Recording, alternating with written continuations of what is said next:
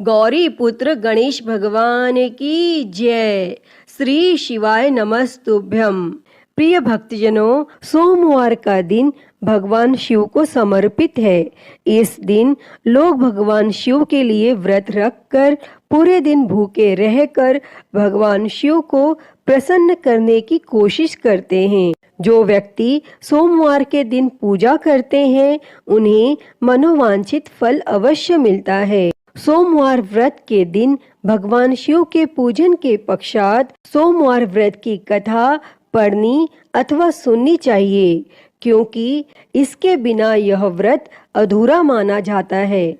तो आइए हम सुनते हैं सोमवार व्रत की कथा। तो आप सभी भक्तजन इस कथा को पूरी श्रद्धा, ध्यान पूर्वक और प्रसन्न चित्त मन से सुनिए। तो आप सभी प्रेम से बोलिए, श्री उमापति शंकर भगवान की जय, सर्व देवी देवता की जय।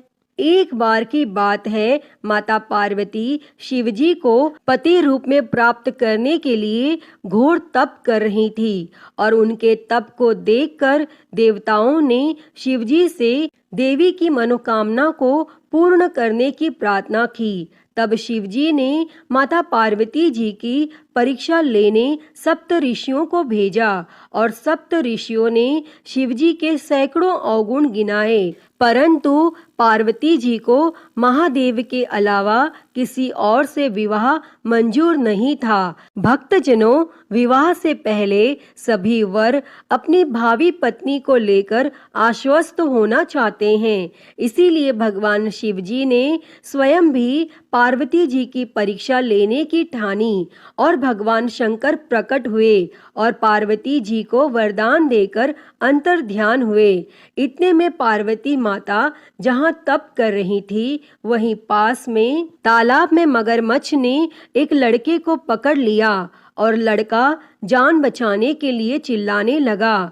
माता पार्वती जी से उस बच्चे की चीख सुनी नहीं गई और द्रवित हृदय होकर वह तालाब पर पहुंची तो देखती हैं कि वह मगरमच्छ लड़के को तालाब के अंदर खींचकर ले जा रहा है। तब लड़के ने देवी को देखकर कहा, मेरी ना तो माँ है, ना बाप, ना कोई मित्र, माता आप मेरी रक्षा करें। तब पार्वती जी ने कहा, हे मगरमच्छ, इस लड़के को छोड़ दो। तब मगरमच्छ बोला, दिन के छठे पहर में जो मुझे मिलता है उसे अपना आहार समझकर स्वीकार करना मेरा नियम है और ब्रह्मदेव ने दिन के छठे पहर इस लड़के को भेजा है, मैं इसे क्यों छोड़ूं? तब पार्वती जी ने विनती की, तुम इसे छोड़ दो, बदले में तुम्हें जो चाहिए वह मुझसे कहो। तब मगरमच्छ बोला, एक ही शर्त पर मैं इसे छोड़ सकता हूँ। आपने तप करके महादेव जी से जो वरदान लिया है, यदि उस तप का फल मुझे दे दो तो मैं इसे छोड़ दूंगा। तब पार्वती जी तुरंत तैयार हो गई और उन्होंने कहा, मैं अपने तप का फल तुम्हें देने के लिए तैयार हूँ, लेकिन तुम इस बालक को छोड़ दो। और मगरमच्छ ने समझाया, सोच लो देवी, जोश में आकर संकल्प मत करो। हजारों वर्षों तक जैसा तप किया है वैसा देवताओं के लिए भी संभव नहीं है। उसका सारा फल इस बालक के प्राणों के बदले चला जाएगा। तब माता पार्वती जी ने कहा, मेरा निश्चय पक्का है, मैं तुम्हें अपने तप का फल देती हूँ, तुम इसको जीवन दे दो। और तब मगरमच्छ ने पार्वती जी से तप दान करने का संकल्प करवाया और तप का दान होते ही मगरमच्छ का देह तेज से चमकने लगा और मगरमच्छ बोला, हे पार्वती, देखो तप के प्रभाव से मैं तेजस्वी बन गया हूँ। तुमने जीवन भर की पूंजी एक बच्चे के लिए व्यर्थ कर दी। चाहो तो अपनी भूल सुधारने का एक मौका और दे सकता हूँ। तब पार्वती जी ने कहा, हे ग्राह, तब तो मैं पुनः कर सकती हूँ, किंतु यदि तुम इस लड़के को निगल जाते तो इसका जीवन वापस नहीं मिल सकता था। और देखते ही देखते वह लड़का अदृश्य हो गया और मगरमच्छ भी लुप्त हो गया। तब पार्वती जी ने विचार किया, मैंने तब तो दान कर दिया है और अब पुनः तप आरंभ करूंगी। और पार्वती जी ने फिर से तप करने का संकल्प लिया। तब भगवान सदाशिव फिर से प्रकट होकर बोले, पार्वती भला अब क्यों तप कर रही हो? तब पार्वती जी ने कहा, प्रभु मैंने अपने तप का फल दान कर दिया है। आपको पति रूप में पाने के संकल्प के लिए मैं फिर से वैसा ही घोर तप कर आपको प्रसन्न करूंगी। और तब महादेव जी बोले, मगरमच्छ और लड़के दोनों रूपों में मैं ही था और तुम्हारा चित्त प्राणी मात्र में अपने सुख दुख का अनुभव करता है या नहीं, इसकी परीक्षा लेने को मैंने यह लीला रची थी। अनेक रूपों में दिखने वाला मैं एक ही हूँ। मैं अनेक शरीरों से अलग निर्विकार हूँ। तुमने अपना तप मुझे ही दिया है, इसीलिए अब और तप करने की कोई जरूरत नहीं है। तब देवी ने महादेव को प्रणाम कर प्रसन्न मन से विदा किया। तो सभी प्रेम से बोलिए, शंकर पार्वती भगवान की जय। हर हर महादेव। तो प्रिय भक्तजनों, आइए अब मनोकामनाओं को पूरी करने वाली दूसरी कथा को सुनते हैं। इस कथा को सुनने से ही व्रत संपूर्ण माना जाता है। उससे पहले आप सभी प्रेम से बोलिए, भगवान भोलेनाथ की जय, माता पार्वती की जय। किसी नगर में एक साहूकार रहता था। उसके घर में धन की कोई कमी नहीं थी, लेकिन उसकी कोई संतान नहीं थी, जिस वजह से वह बेहद दुखी था। पुत्र प्राप्ति के लिए वह भगवान शिव के प्रत्येक सोमवार का व्रत रखता था और पूरी श्रद्धा के साथ शिवालय में जाकर भगवान शिव और माता पार्वती जी की पूजा करता था। उसकी भक्ति देखकर माँ पार्वती प्रसन्न हो गईं और भगवान शिव से उस साहूकार की मनोकामना पूर्ण करने का निवेदन किया। पार्वती जी की इच्छा सुनकर भगवान शिव जी ने कहा कि हे पार्वती, इस संसार में हर प्राणी को उसके कर्मों के अनुसार फल मिलता है और उसके भाग्य में जो हो उसे भोगना ही पड़ता है। लेकिन माता पार्वती जी ने साहूकार की भक्ति का मान रखने के लिए उसकी मनोकामना पूर्ण करने की इच्छा जताई।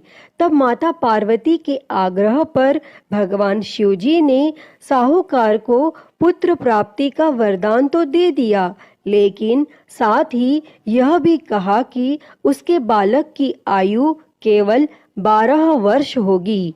तब माता पार्वती और भगवान शिव जी की इस बातचीत को साहूकार सुन रहा था। उसे ना तो इस बात की खुशी थी और ना ही गम। वह पहले की ही भांति भगवान शिव जी की पूजा करता रहा और कुछ समय उपरांत साहूकार के घर एक पुत्र का जन्म हुआ। जब वह बालक 11 वर्ष का हुआ तो उसे पढ़ने के लिए काशी भेज दिया गया। साहूकार ने पुत्र के मामा को बुलाकर उसे बहुत सारा धन दिया और कहा कि तुम इस बालक को काशी विद्या प्राप्ति के लिए ले जाओ और मार्ग में यज्ञ करवाते जाना। जहाँ भी यज्ञ कराओ वहीं पर ब्राह्मणों को भोजन कराते और दक्षिणा देते हुए जाना। और दोनों मामा भांजे इसी तरह यज्ञ कराते और ब्राह्मणों को दान दक्षिणा देते काशी की ओर चल पड़े। रास्ते में एक नगर पड़ा, जहाँ नगर के राजा की कन्या का विवाह था, लेकिन जिस राजकुमार से उसका विवाह होने वाला था वह एक आंख से काना था। तब राजकुमार के पिता ने अपने पुत्र के काना होने की बात को छुपाने के लिए एक चाल सोची। साहूकार के पुत्र को देखकर उसके मन में एक विचार आया। तब उसने सोचा, क्यों ना इस लड़के को दुल्हा बनाकर राजकुमारी से विवाह करा दूं और विवाह के बाद इसको धन देकर विदा कर दूंगा और राजकुमारी को अपने नगर ले जाऊंगा। और फिर उस लड़के को दूल्हे का वस्त्र पहनाकर राजकुमारी से विवाह करा दिया गया। लेकिन साहूकार का पुत्र एक ईमानदार लड़का था। उसे यह बात न्याय संगत नहीं लगी और उसने अवसर पाकर राजकुमारी की चुन्नी के पल्ले पर लिखा कि तुम्हारा विवाह मेरे साथ हुआ है, लेकिन जिस राजकुमार के संग तुम्हें भेजा जाएगा वह एक आंख से काना है। मैं तो काशी पढ़ने जा रहा हूँ। तब राजकुमारी ने चुन्नी पर लिखी बातें पढ़ी तो उसने अपने माता पिता को यह बात बताई। तब राजा ने अपनी पुत्री को विदा नहीं किया और फिर वह बारात वापस चली गई। दूसरी ओर साहूकार का लड़का और उसका मामा काशी पहुँचे और वहां जाकर उन्होंने यज्ञ किया और जिस दिन लड़के की आयु 12 साल की हुई उसी दिन यज्ञ रखा गया। लड़के ने अपने मामा से कहा कि मेरी तबीयत कुछ ठीक नहीं है। तब मामा ने कहा कि तुम अंदर जाकर सो जाओ और भगवान शिवजी के वरदानानुसार कुछ ही क्षणों में उस बालक के प्राण निकल गए और मृत भांजे को देखकर उसके मामा ने विलाप शुरू किया। संयोगवश उसी समय भगवान शिवजी और माता पार्वती उधर से जा रहे थे। तब माता पार्वती ने भगवान शिवजी से कहा, प्राणनाथ, मुझे इसके रोने के स्वर सहन नहीं हो रहे। आप इस व्यक्ति के कष्ट को अवश्य दूर करें। और जब भगवान शिवजी मृत बालक के समीप गए तो वह बोले कि यह तो उसी साहूकार का पुत्र है जिसे मैंने 12 वर्ष की आयु का वरदान दिया था। अब उसकी आयु पूरी हो चुकी है। लेकिन मातृभाव से विभोर माता पार्वती ने कहा कि हे महादेव, आप इस बालक को और आयु देने की कृपा करें, अन्यथा इसके वियोग में इसके माता पिता भी तड़प तड़प कर मर जाएंगे।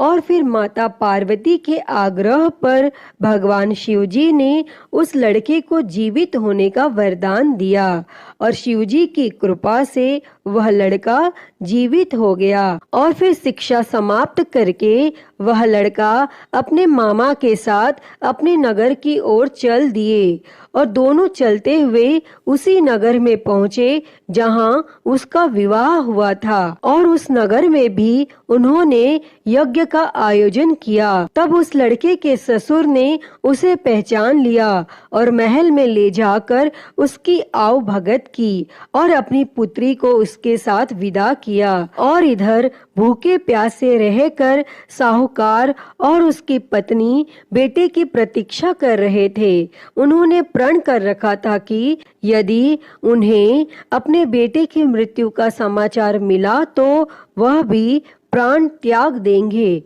परंतु अपने बेटे के जीवित होने का समाचार पाकर वह बेहद प्रसन्न हुए। और फिर उसी रात भगवान शिवजी ने उस साहूकार के स्वप्न में आकर कहा, हे श्रेष्ठी, मैंने तेरे सोमवार के व्रत करने और व्रत कथा सुनने से प्रसन्न होकर तेरे पुत्र को लंबी आयु प्रदान की है। प्रिय भक्तों, जो कोई भी सोमवार का व्रत करता है या कथा सुनता और पढ़ता है उसके सभी दुख दूर होते हैं और समस्त मनोकामनाएं पूर्ण होती हैं।